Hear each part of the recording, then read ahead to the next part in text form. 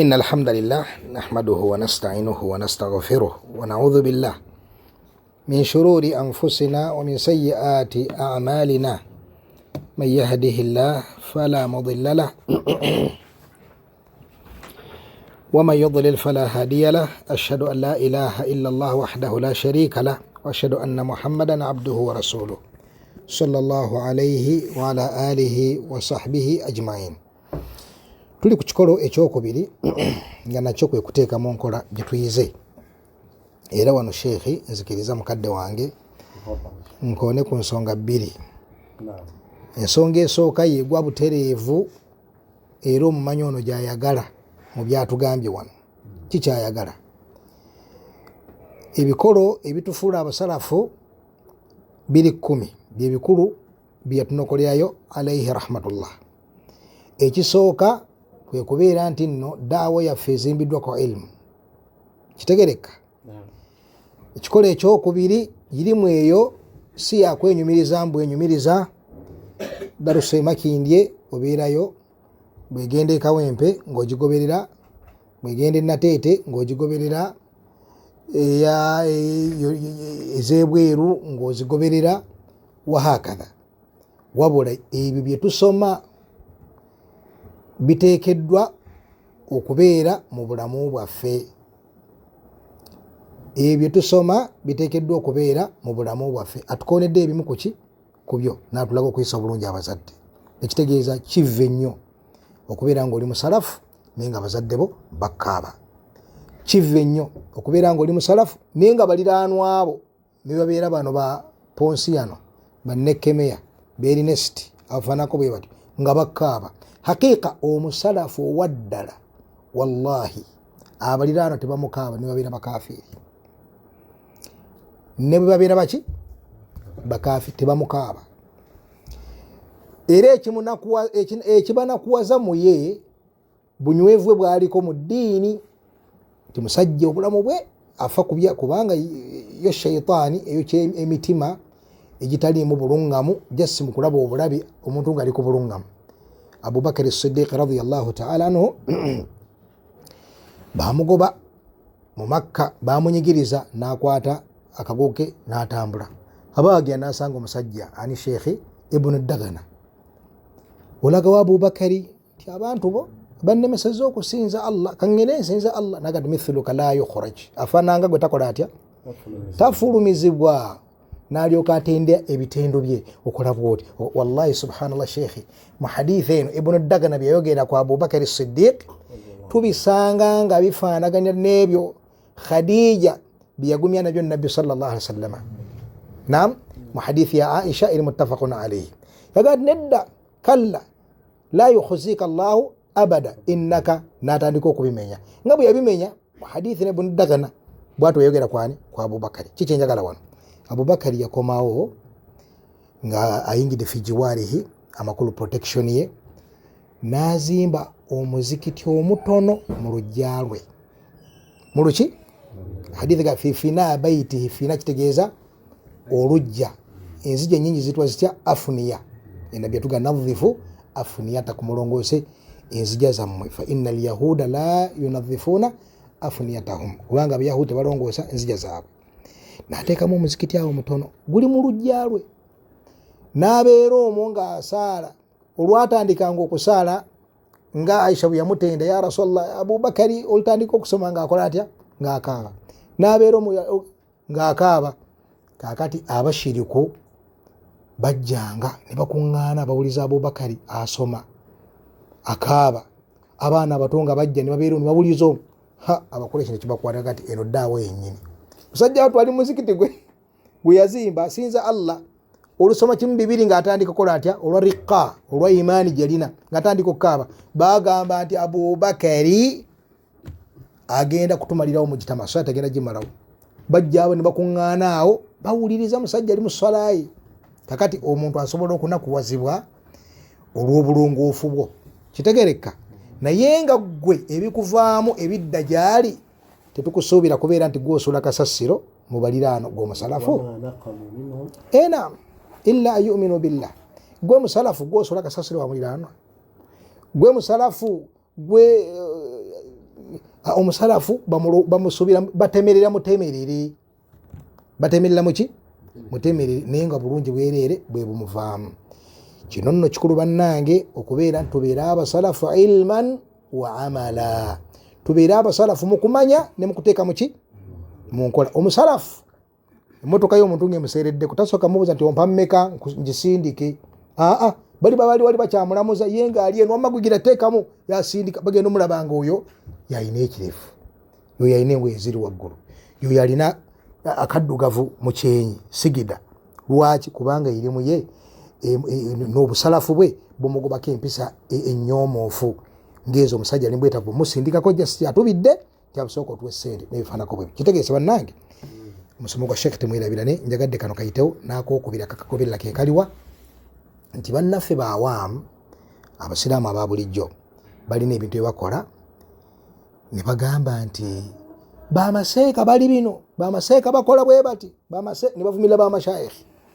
Tubagamba nti mmwe bennyini nnyini muli bamaseeka mu mulyango omulala. Mulyango ki kye bayita seeka? Seeka yoyo eyatuula waatudde nayiga ebigambo bya Allah, nayiga ebigambo by'omubaka Muhammadi sallallahu alaihi wasallam, si bwe kiri? Oyo seeka.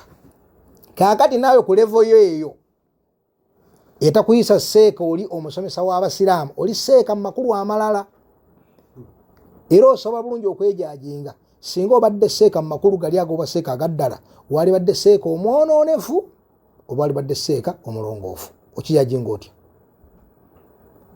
Oli abasenga bavumirira riba, okiwulya nga bavumirira riba, oyimiriddwa ku riba. Wamwewala oba omukola? Omukola. Bw'obeera nga omukola manya nti obwo bwe bujeemu, eyo irimu ogirina ku nsonga ya riba nti eri haramu, oli seeka. Kitegereka? Naye osigadde ojeemedde Allah, ogenze mu riba. Ku nsonga y'okubeera nti ekirevu tekirina kusalibwako, ky'osobolya nti nabbi yakigaana ne hadithi n'oziwulya, kwekyo oli seeka. Okikuza oba okisalako, manya nti oli seeka omwonefu ku nsonga y'ekirevu. Katandika okwebala, ndi seeka omwonefu ku kino, ndi seeka omwonefu kino, ndi seeka omwonefu ku kifunu, ojja kwezuula woogwa nti singa nali seeka, singa ndi mwabo abatawaanya abasiraamu. Kirese bulungi? Singa nali seeka biidhinillah, kubanga mbutuufu mpulira nefa nenteeka muki nenteeka mu nkola biidhinillah, mbakuba seeka nali badde mwabo abakola batya abalongoosa. Naam Sheikh hafizakallah. Barakallahu fik, jazakallahu khairan. Idhan ensonga gye tuliko barakallahu fik Sheikh ey'okuba nti tuteeka muki mu nkola, ekyo kikolo kinene ku daawa eya salafiya, daawa entuufu. Sheikh nzikiriza badde obudde bagamba batya mu Luganda, butuubira akatambaala nga bututwala ntyagi. Ffe tuli batebenkevu Sheikh. Genda maaso. Waliwo kyenjagala koonako biidhinillah nti mu layini eno obusalafu bulina bye butulagira ng'osomya ilmu nti olina kweyisa bwoti, nga bwe tubuvaako ne tutabuteeka mu nkola tugenda kutomera. Point ki gye njagala? Nina omusiraamu yantuukirira ng'akulukusa amaziga nga seeka amututteko mukyala we. Seeka oyo mumanyi we mba mumwogedde, era tujja mukola ki? Tetusobola mumwogera. Wa musiraamu bambi ng'akaaba. Naye kyava ku ki? Obusiraamu okuba nti naffe ffennyini tetubuteeka mu ki? Mu nkola. Kiki ekyaggulwawo ewaffe? Abantu balina baseeka ba famire. Seeka wa famire oyo abanga yenna nnyini maka. Wayagala wayingirira, oba semaka mwali oba taliimu, era atuuka naawe akawewo kangi najjako ko n'essaati n'agiwanika kaki. Ne semaka yennyini amusiri gende waka ajja ati akola ki? Ajja ati gyali. Twasoowaganyemu gende ekoolabe. Gende ewaka olabe. Embeera ye yali ku musiraamu ono. Nze ngenze kyotera negende eka olabe. Kakati enkola eyo si ntuufu. Hajja luno muwulidde. Enkola efaananako bwetyo bannaye si ntuufu, okuba nti n'abawalimu bennyini baggula omulyango ogwo okuba nti bali open mu maka g'abantu. Ayingiranga bw'ayagadde n'addaawo, oluusi ne batuulako n'ajja tiwali n'aseka ng'alinga alina mukyala we n'amuteerako ne ku TV wali, obulamu buli awo ng'alinga ali muki ali mu maka ne bagabula kino firiigi. Oluusi waliwo n'abayingira ewaka nga n'okwekaza, omanyi bwenzija wano mbeera waka, ogenda omulaba ali mu firiigi n'ajjeko kino hakaza. Embeera eyo abakyala abaga nti nze mwana wattu emikwano gyange egisinga obungi gyabaseeka. Era n'ensonga eyo esaana okwegendereza bwe tuba tuli ku mulamwa guno, okuba nti obusiramu bulina kye butulagira okukola. Ogenze mu maka g'omuntu olina kweyisa otya, n'otamala gateekawo mbeera zifaananako bwe zityo nti bwe manzize wano manzize waka. Waliwo n'ebigambo ebirungi ate ku layini eyo. Sheikh al-Imam Ibn al-Qayyim rahimahullah alina bye yayogera mu kitabo ekiyitibwa Risala Tabukiya, nayo nnyinza ogyongerako fayida. Bw'oba okyadde ewantu, kirungi okuba nti ogumiikiriza n'embeera ekola ki, n'embeera ebeerawo. Sayidi esooka Imam gye yannyonnyola yono gwe bakyalidde. Allah subhanahu wa ta'ala kyakuwadde kyolinako obusobozi kyoba okola ki, kyoba oleeta. Teweekakaawo okweteekamu ogende ku mabanja wahakatha, kyoba okola ki, kyoba oleeta ekyo biidhinillah. Oluusi tokaluubiriza mugenyi ono mubuuza tuleete soda oba tuleete tugambe ki, tuleete yogati, tuleete oba tuleete oba kyayi, tuleete kyayi mukalu, tuleete mata. Waliwo oba okunywa oba Olungereza ate ffe obutugiramu ddala. Nagamba nti oba kayina erinnya noga nti nyinza okugamba nti ate aleete kalinga kano ke. Kaakati mubeeramu abantu abalina ensonyi nga tajja kwogera, nga oluusi bambi yali yagadde mata naye nga ajja kugamba omukalu ne bwompa amazzi. Kati Allah kyaba akuwaddeko obusobozi kyoba okola ki, kyoba oleeta ekyo. Kati ku sayidi eno ey'okubiri ye muntu ono gwe bakoze eki, gwe baleetedde mathalan bamuleetedde mazzi. Kiba kibi okuteekawo embeera y'okukola ki,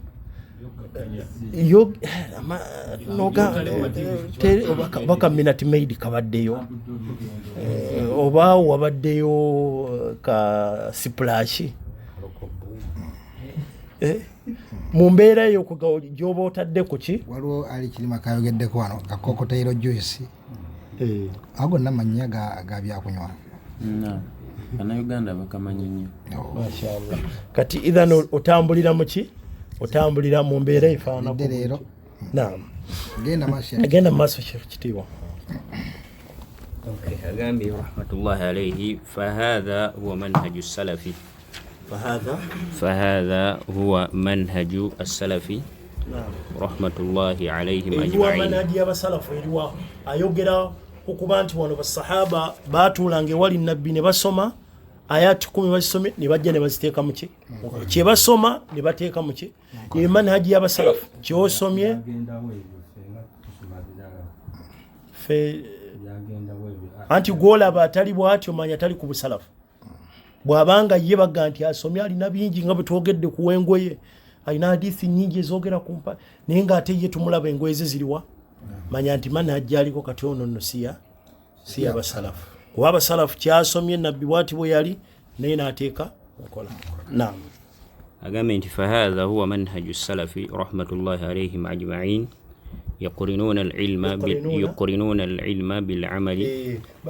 babitambuliza wamu, ilmu etambulira wamu n'okukola n'okuteeka mu ki, mu nkola. Buli we basomye kye basomye okiramu bitambulira wamu. Naam. أغامي لأن العمل بالعلم يخلص من الوعيد الشديد المترتب على ترك العمل الواجب في قول الله عز وجل يا أيها الذين آمنوا لما تقولون ما لا تفعلون كبر مقتا عند الله أن تقولوا ما لا تفعلون. أقول شيخ لقمان ولي بارك الله فيك. لأن العمل بالعلم واتش بالعلم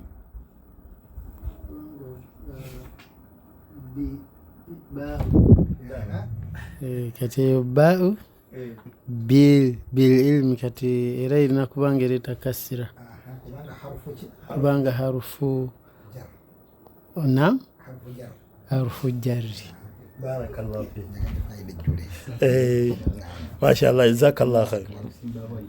Kubanga okolera kuki ku ilmu yukhallisu min alwaidi shadid, oba ogenda kuwona ebibonerezo ebinene Allah subhanahu wa ta'ala bye yatulaga ebigenda kwabo abatakolera kuki ku ilmu. على ترك العمل الواجب في قول الله تعالى يا أيها الذين آمنوا لما تقولون ما لا تفعل. ogenda kuba owonye ekyo ne mu hadisi erigitwalaze bagenda okusooka okubonerezebwa yasoma naye nga tateeka mukola bulayi, yasoma busomi kumulaba nti oyo muki mumanyi munene. kabara maqtan inda Allahi an taqulu ma la tafalun, ekizito kinene okuba Allah subhanahu wa ta'ala ajja kubonereza okuba nti oyogera naye nga ate byogera gwe si byokola, kati olina oteeka mu nkola. Naam. نعم أنتي ولأن العمل بالعلم فيه انتكاس عن الصفة الممقوتة التي وصف الله بها اليهود في قوله سبحانه وتعالى مثل الذين حملوا التوراة ثم لم يحملوها كمثل الحمار يحمل أسفارا بئس مثل القوم الذين كذبوا بآيات الله والله لا يهدي القوم الظالمين. نعم muntu okubanga العمل بالعلم okuba nti akolera ku ilmu oba owonye ekitende ekyekibi ekyavumirirwa Allah kyanyigira kyatayagala ekyabayudaaya beyatulaga wano mu aya ya suratu al-Jumu'a mathalu alladhina hummilu at-taurata thumma lam yahmiluha kamathali al-himari. Allah bane kifaananyi kyakuba balinga endogoyi. Abantu bonna gibamanyi endogoyi eyo ebeera etya bagitikka nenga bye bagitikka mathalan singa muteekamu tugambe boxi z'ebitabo 20 n'otandika ogibuuza ku ilmu eri muki eri mu box ezo ebitabo ebiri omwo erina kyeyinza okwanukula teina yeetisse birungi ilmu n'ebyamba naye nga teina kyerina ku byo. kati bw'obeera bw'otyo nga weetisse ilmu ennene bakubuuza no qala Allahu haditho zina aya olina irimu enneno naye nga ate wano mu bulamu bwo tetuzikola ki imbeera ebeera mbi bi'sa mathalu alqawmi alladhina kadhabu biayati llah wallahu la yahdi alqawma adh-dhalimin. Naam. أغامي يقول رحمة الله عليه وفي العمل بالعلم الوصول إلى الغاية المنشودة بطلب العلم ولذلك قال الفضيل بن عياض رحمة الله عليه لا يزال العالم جاهلا بما علم حتى يعمل به فإذا عمل به كان عالما. bigambo mbulidde bigambo birungi ebya Fudayl ibn Iyad rahimahullahu tabarak wa ta'ala. Omuntu okubeera nga akolera ku ilmu eyo kiba kimutuusizza ku ddaala eddungi eryokuganyulwa mu ilmu eyo. Buli bw'ogikolerako kweka okuganyulwa ddala okwaddala. Yagamba la yazaalu al-alim jahilan, omuntu asomye akuguse mirimu asigala mu buyabuya, asigala tamanyi, asigala wa wansi bima alima, kwebyo byasomye tayinza kusitulwa okutuusa ddi hatta ya'mala bihi, okutuusa bw'agikolerako. kati kyekitiibwa bwe bayita abamanyi abaddala, oyo omumanyi asongwamu nga byayize ate tulaba abitadde muki mu nkola. fa idha amila bihi kana aliman, singa akolera kuki ku ilmu eyo oyo abeera muki. Kitegeeza ki? Singa omusajja bamuga yasoma nnyo ebitabo bwe bafuluma myaka bwegi naye nga tumula takola tateeka mu nkola, oyo aba mumanyi. Omulala teyagenda mu bifo ebyokusoma naye nga ali awo yasomako idadi ki naye nga tumulaba ateeka mu nkola, oyo abeera muki abeera mumanyi. ate nno sheekhi tekikoma kukomyawo nti irimu eno tagikoleddeeko nebikomaawo nti agisigaza. Amazima gali nti irimu bw'otagikolerako egenda. Ali ibn Abi Talib radiyallahu ta'ala anhu yagamba nada al-ilmu al-amala fa in ajabahu wa illa irtahala. Irimu omuntu gy'asoma ekoowola okugikolerako bwe kujja ng'etuula, wa illa bwe kutajja irtahala ng'egenda. Kaakati bino omuntu asigala awo nga haqiqatan alinga kitibwa gwatera okuyita scarecrow. Bakiyita batya Abaganda bakiyita semufu. akwata omuntu na ekintu kiringanga omuntu bakiteeka mu kasooli enkima zikitya zikidduka n'ebinyonyi naye nga haqiiqa siki kaakati basigaza okutiisa nti oyo be baasomera e Madiina edda n'asigala okutiisa nga haqiiqatan sheekhi nga irimu tekyaliwo. Omuntu bw'abeera nga irimu weeri ekyokulabirako waliwo omu ku baddu ennaku zino adiringa nnyo n'ensonga z'obwavu bufuusa obwavu. Amazima gali nti tetusuubira nti emwogerwako bulimba, bagamba nti yali musufu mu kukwata era nga yeetisse emituni miyitirivu era ebyamwogerwangako oli omu nkakasa ku bayizi oba oli awo abaatulako ne mu kisomero lye mu kiraasi ye bw'aba nga yali akyaliyo mu biseera ebyo yali amaze okuvaayo. Naam, naye omuntu ng'okyetisse bulungi ebigambo bya Allah, ng'okyetisse ebigambo by'omubaka sallallahu alaihi wasallam, ebyo daa'i abitwala nti kyekikulu era byebimuwa inshirah obutebenkevu mu mutima okubeera nga ayogera kino bwagati qala Allah, ayogera kino qala rasulullah, ayogera kino qala sahabi, ayogera kino qala al-allama al-fulani wahakadha. Bw'osiŋŋaana nga ali awo kwekyanga mu maaso g'abantu nga irimu ye dalasa ye eringanga kimeeza, temuli aya temuli hadithi, wabula kunoonya buno nseko, kuleeta bintu bitaliiyo ebifaanaganako bwe bityo, obwavu bukafiiri, omwavu tebamutolera salaamu n'ebira ebifaananako bwe bityo. Kati ng'omanya nti yafuluka, omuganda akitaki kufuluka, irimu eri yafuluka, takyagifuna takyagiraba. Naam, eyinza awammanta mpammante yakusirika ate bino ebigambo byabirina mu bungi ebyo ng'agenda maaso ng'akola atya. Kakati lwaki basigala bakyalina shani mu gitama? Kubanga yasomerako e Madiina, ekyo kituufu, abantu bakimanyi, yasomera e Madiina. Tebamanyi nti eno munda takyagyewulira nti gyeri, naye asobola okulaba omuntu nga alina kasomeza mu nahu na steppinga in ate akati ebadde gundi n'ayogerayo akagamba akakiipinga abantu nga bakyafiiringa nti akyaliwo, irimu ekyaliwo. Naam, amasala ago akyalina ekifaananyi kyajjukira nti oba khilaafiya oba ki, amasala ago subhanallah bamanyi bagogerako ebigambo singa twagadde okubireeta wano naye katukatereke tuyinza nozibya naye katugire mumugambe ahaseeka yimirira gatuwe ffe tuli beeteefuteefu okubaawo gumiikiriza naye ku lwimbi tetukyagenze gatuwe nga weegali. Naye n'olwekyo iri mu bannanga okubeerawo ebeerawo nakugikolerako, gwolabanga tagikolerako haqiqatan egenda mpola hatta yasira ashbah bil aami, okutuusa lwatuuka najjula okufaanana ddala abasiraamu abataasa envula kuwadde akatono mu kunoonya irimu. Naam.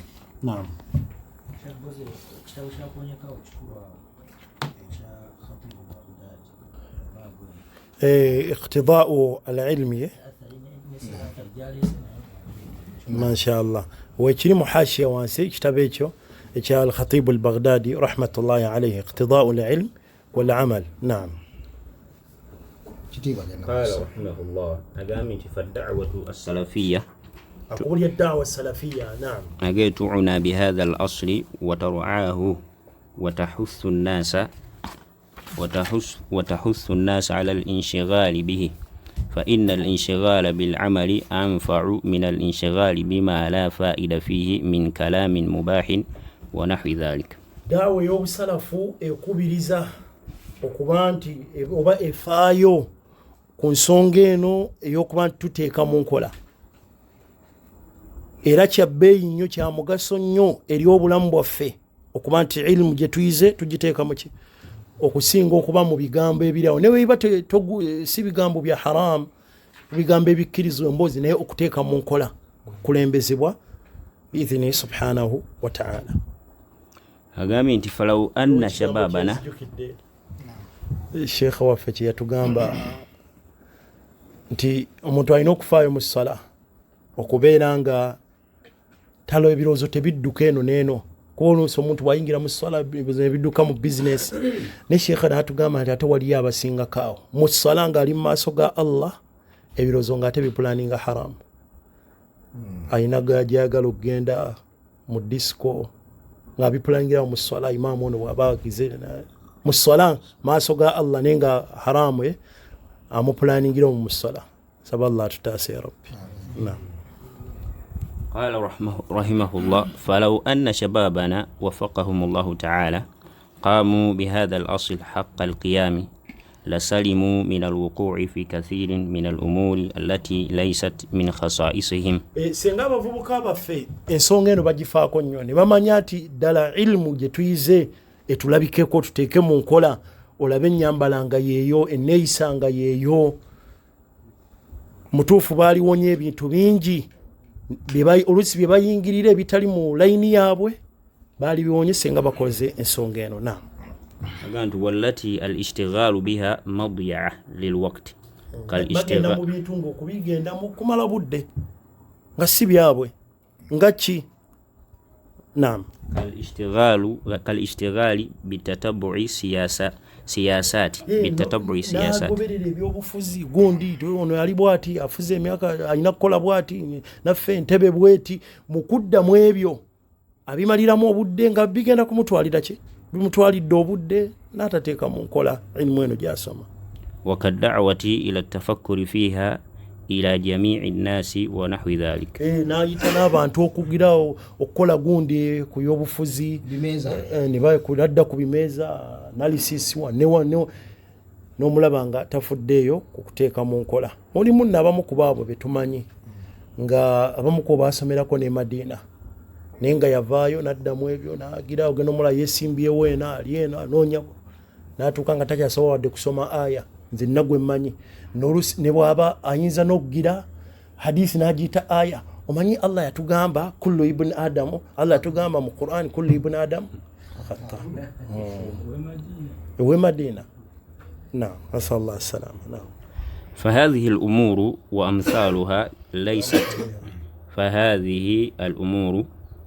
وأمثالها ليست إلى طالب العلم وإنما هي من اختصاص ولاة الأمور. ensonga nga zino tezeetaaga mu talibu mu kuziteeka kudda byabufuzi neno abirekera baki bannabyabufuzi abakulembeze.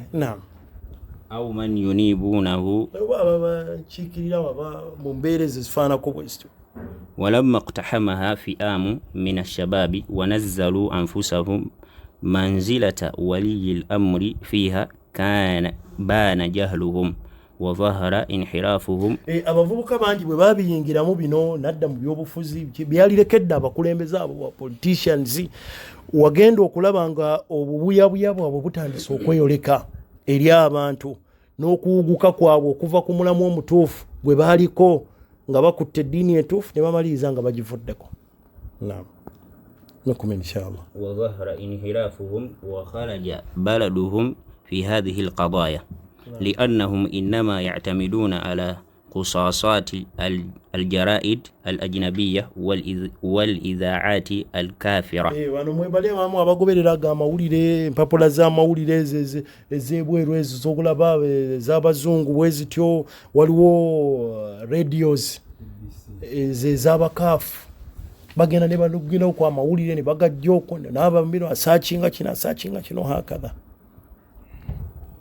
يقول فيثقون بها. ne balikirizamu ebyo ogenda okulaba bongeramu bye bongedde mbateka naye nga yabizimbirako eggwanga bweriti Saudi teyagala busiraamu ekola kino erumba basiganda baayo bwe bityo bibabeeramu.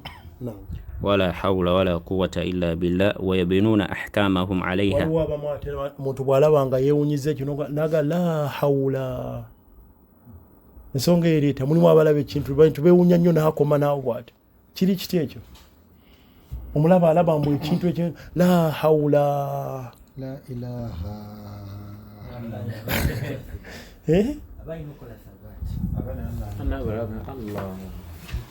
thabat oba ithbat makulu kyaga kirimu ekigambo ekyo hawqala la hawla wala quwwata illa billah makulu gakyo sekarafa yangu kazindaalo wano makulu ga hawqala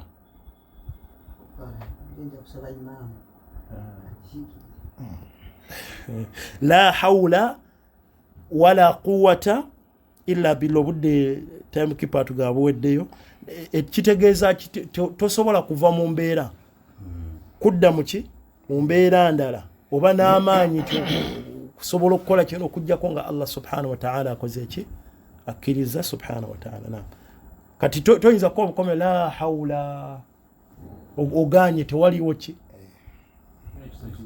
tewaliwo kukyuka kwa mbeera eno tewali ayinza gikyusa ne Allah tomukoze ki tomutaddewo kiringa agamba la ilaha nokomaawo. Naam omukhalafa mutegedde weguli ku la ilaha tewali kisinzibwa mu butuufu nokomaawo. olimbo alabye ekyewuunyisa ye n'ayogera bwe la ilaha olwo Allah naye okoze eki omugyeyo. Naam Sheikh tumalize. هقامي تنو ويبنون أحكامهم عليها كما هو الواقع في حرب الخليج فإن بعضهم اعتمد على مثل هذه القصاصات. time keeper ugenda okwera nga bazimbira ku mbeere. Naam time keeper tujuza 3:5. Naam تفضل. وعلى مثل هذه الإذاعات فنكبوا المسلمين وأدخلوا في قلوبهم الرعب. bajja noonya amawulire ago bwe gatyo agatalina bukakafu butuufu ne bamaliriza nga batadde abasiraamu mu mbeera ey'obunkenke, embeera ey'okutya, naye nga ebintu byebazimbideko bikyamu si bituufu. Naam وفرقوا شملهم ومزقوا كلمتهم التي كانت مجتمعة.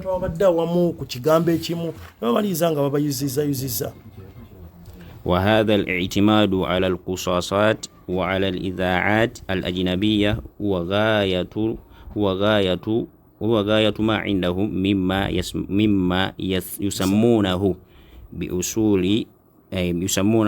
بأصول فقه الواقع. bwe tebakiyita nti omuntu amanyi waaqi ensi bwetambula abeera ku gundi ezo ez'amawulire ezo ez'abazungu nadde ng'akulaga nti ali gundi ali updated aleeta kino hakadha. Era akyenyumirizaamu okuba nti yasoose okuleeta akasonga kwebyo byabaddewo. ولما خرج علينا هذا التيار الجديد جنى على العلم والعمل. emisonga efaanako ezazze ne zimu society y'obusiraamu nebamaliriza nga ilmu eya sharia egenze eggwa mu bavubuka n'okugiteeka mu nkola ng'abantu bali ku ebyo byebenyumirizaamu akulaga nti kasita ajja akubye ekikalu kye gundi agisibidde n'ateekamu engatta empanvu. Allahu almustaan. Naam. ولذا فإن الضعف في العلم والعمل يبدو جليا في شباب الأمة. kirabikirawo obunafu bwaki bwa ilmu n'okuteeka mu nkola mu bavubuka ba umma. Naye ng'oyo omusanga nga asobola okufuuwa oluzungu n'akulaga ebikwata Japan ebikwata eno naye nga mu kuteeka mu nkola eddiini n'akulaga n'ebyomu bwengula naye nga ebikwata ku ddiini ye munafu. Naam. فترى شباب فقه الواقع لا يلتزمون أحكام الشرع في كثير من القضايا العظيمة. olaba abavubuka abo abalaga abali betuyise batya abakugumu byetambula bali updated omugendo omulaba nga mwana wattu mu mateeka agakwata ku ddiini ye amanene talina kyalina. Naam. فالواجب على شبابنا أن يتقوا الله تعالى في أنفسهم وأن يشغلوا أنفسهم بما يعود عليهم بالفائدة العظيمة في الدين والدنيا.